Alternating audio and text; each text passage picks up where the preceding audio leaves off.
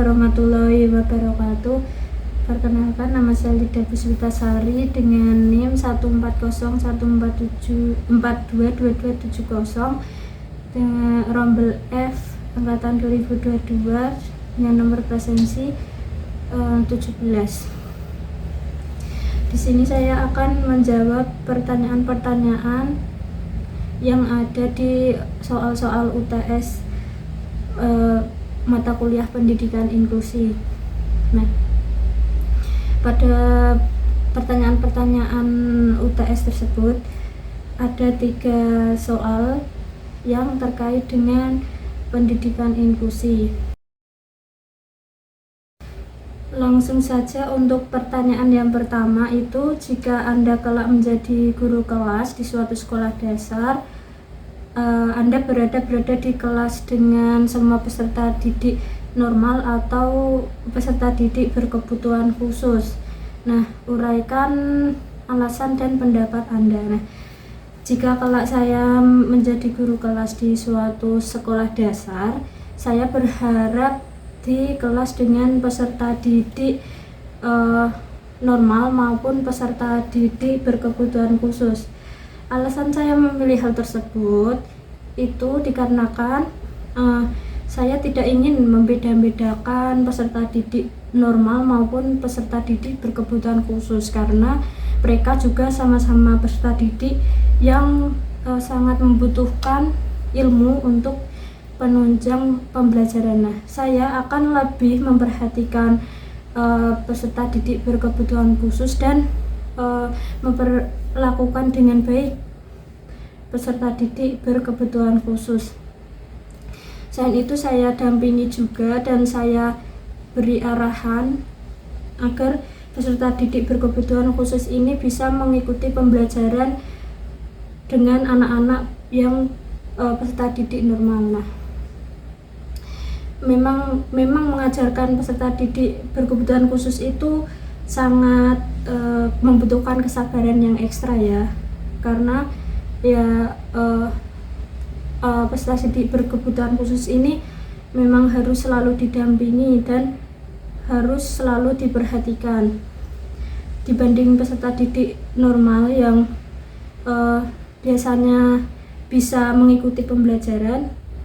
Peserta didik berkebutuhan khusus ini juga harus selalu diperhatikan agar bisa mengikuti pembelajaran yang ada. Nah, selain itu peserta didik berkebutuhan khusus ini juga kadang kan ada yang belum bisa memahami pembelajaran atau belum bisa mengikuti pembelajaran dengan peserta didik normal. Jadi kita harus saya sebagai calon guru itu harus bisa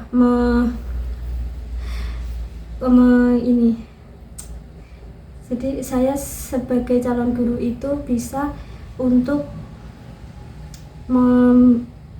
membantu dan mendampingi agar peserta didik berkebutuhan khusus ini bisa mengikuti pembelajaran dengan baik. Oke, untuk pertanyaan yang kedua itu, jika di suatu daerah Anda terdapat anak berkebutuhan khusus atau ABK usia sekolah, tetapi dia tidak bersekolah, hanya di rumah. Nah, sebagai calon guru atau mahasiswa, bagaimana sikap Anda dan apa yang Anda lakukan untuk menghadapi ABK tersebut? Lalu jelaskan. Nah, jadi jawaban saya sebagai calon guru, saya akan bersikap peduli kepada anak berkebutuhan khusus tersebut.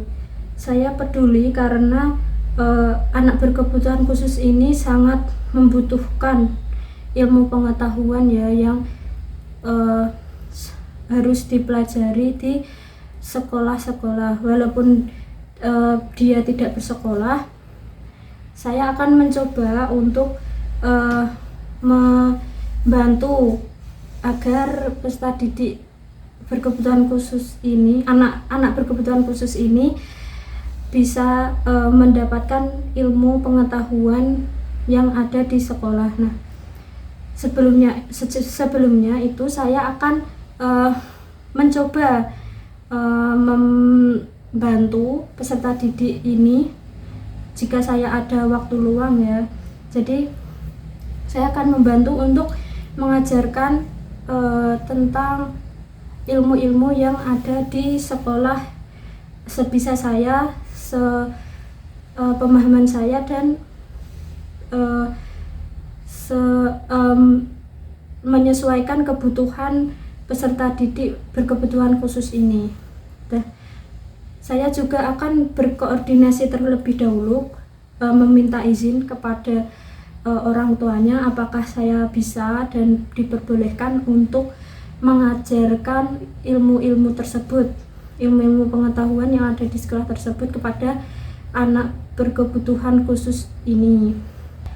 Saya akan mencoba menggunakan metode-metode yang saya rasa cocok untuk diterapkan kepada anak berkebutuhan khusus ini yang tidak bersekolah, dan saya akan mencoba untuk mendampingi bagaimana cara belajar peserta didik berkebutuhan khusus ini agar dia bisa memahami materi yang saya sampaikan. Saya akan mencoba untuk sebisa mungkin untuk peduli terhadap anak berkebutuhan khusus ini agar dia bisa mendapatkan ilmu pengetahuan yang ada di sekolah. Untuk pertanyaan yang ketiga itu, sampaikan ulang yang Anda pahami dari materi yang sudah dibahas sampai minggu ke-7. Nah, saya akan menyampaikan ulang yang saya pahami ya dari pertemuan 1 sampai ke-7. Jadi untuk pertemuan ke-1 atau pertemuan pertama itu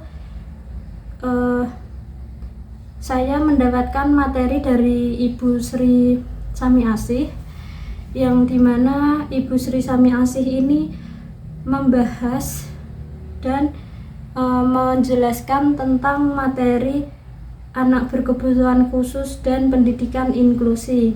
Oke, pada pertemuan kedua, kelompok 1 itu membahas tentang kebijakan pendidikan inklusi dan praktik pendidikan inklusi di sekolah dasar, di mana di dalamnya membahas mengenai pengertian pendidikan inklusi yang merupakan suatu kebijakan pemerintah dalam mengupayakan pendidikan yang bisa dinikmati oleh setiap warga negara agar memperoleh pemerataan pendidikan tanpa memandang anak berkebutuhan khusus maupun anak-anak pada umumnya, agar bisa bersekolah dan memperoleh pendidikan yang layak dan berkualitas untuk masa depan di kehidupannya. Nah, selain itu kelompok 1 juga membahas tentang kebijakan pendidikan inklusi dari kebijakan nasional, internasional, landasan yuridis, landasan empiris, dan landasan filosofis. Pada pertemuan ketiga, kelompok 2 itu membahas tentang keberagaman peserta didik dan anak berkebutuhan khusus, di mana pada keberagaman peserta didik ini adalah rupa-rupa peserta didik yang dibentuk oleh pribadi dan lingkungan sekolah. Nah, keberagaman peserta didik mencakup berbagai aspek termasuk kebutuhan khusus, latar belakang budaya, agama, sosial, dan kemampuan akademis. Selain itu, kelompok 2 juga membahas mengenai indikator kualitas hidup peserta didik, yang mana indikatornya ini memiliki 4 indikator, antara lain yaitu yang pertama to life, yang artinya peserta didik berkebutuhan khusus di sekolah inklusif tidak boleh dibiarkan hanya sebagai pelengkap kuota kelas inklusif. Yang kedua ada to love, yaitu artinya setiap peserta didik di sekolah inklusif harus merasa terlindungi mengikuti kegiatan pembelajaran dan aktivitas sekolah lainnya secara ramah, nyaman, dan tidak dibiarkan mendapat bully dari peserta didik lainnya. Yang ketiga ada to play, yang artinya peserta didik berkebutuhan khusus ini harus memperoleh hak yang sama untuk memperoleh kesempatan aktivitas permainan di kelas dan lingkungan sekolah. Dan yang keempat itu ada to work, yang artinya setiap peserta didik di sekolah inklusi memperoleh baik yang sama untuk mengembangkan dirinya dalam upaya mengembangkan potensi dirinya untuk nantinya menjadi individu yang mandiri dalam memasuki dunia kerja. Adapun klasifikasi peserta didik berkebutuhan khusus ini memiliki 6 kategori, yaitu disabilitas fisik seperti orang yang mengalami kesulitan dalam pergerakan tubuh.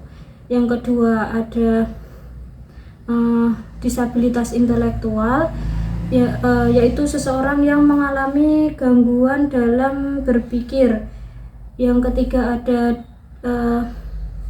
disabilitas mental seperti autisme dan hiperaktif. Yang keempat ada disabilitas sensorik seperti tunanetra atau tunarungu gitu. Yang kelima ada peserta didik cerdas istimewa dan berbakat seperti anak dengan kemampuan yang luar biasa. Yang terakhir ada peserta didik dengan hambatan majemuk seperti mereka yang mengalami lebih dari satu jenis kelainan gitu maksudnya.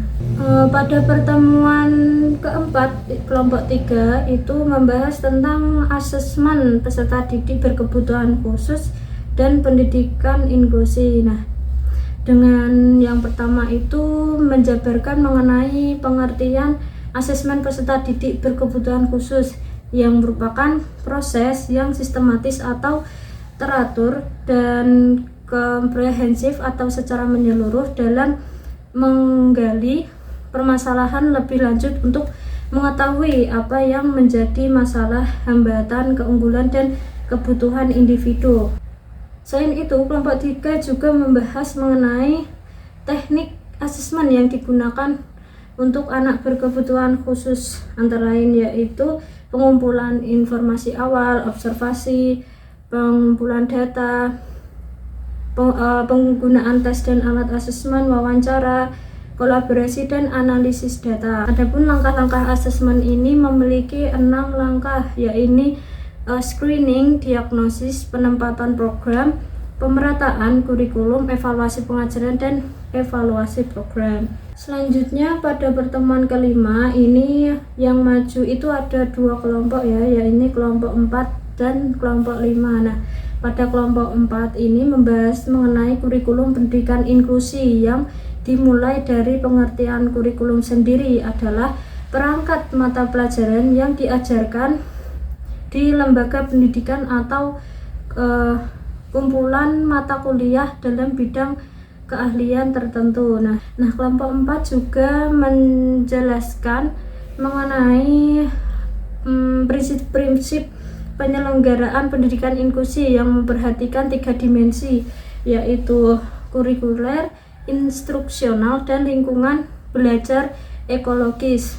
Nah, pada pertemuan terakhir kemarin itu pada kelompok 5 membahas mengenai peran guru dalam pendidikan inklusi, di mana peran guru ini sangat penting diterapkan pada pembelajaran. Nah, peran guru ini dijelaskan pada makalah dengan peran guru sebagai fasilitator, yaitu guru pendamping berperan sebagai fasilitator antara guru kelas dengan anak berkebutuhan khusus selama proses pembelajaran berlangsung. Nah, guru pendamping ini sangat dibutuhkan untuk membantu anak berkebutuhan khusus dalam memahami materi yang disampaikan oleh guru kelas. Nah, peran guru sebagai motivator itu guru pendamping juga berperan dalam memotivasi anak berkebutuhan khusus. Nah, guru pendamping harus memahami kondisi dan karakteristik anak berkebutuhan khusus. Nah, selanjutnya yang terakhir ada peran guru sebagai inspiratif, yaitu dalam hal ini guru pendamping harus memberikan contoh nilai positif melalui sikap, perkataan, serta etika yang dapat diteladani oleh anak berkebutuhan khusus. Sekian dari saya untuk jawaban-jawaban saya dari soal-soal pertanyaan UTS Pendidikan Inklusi tersebut. Mohon maaf apabila terdapat kesalahan. Terima kasih. Wassalamualaikum warahmatullahi wabarakatuh.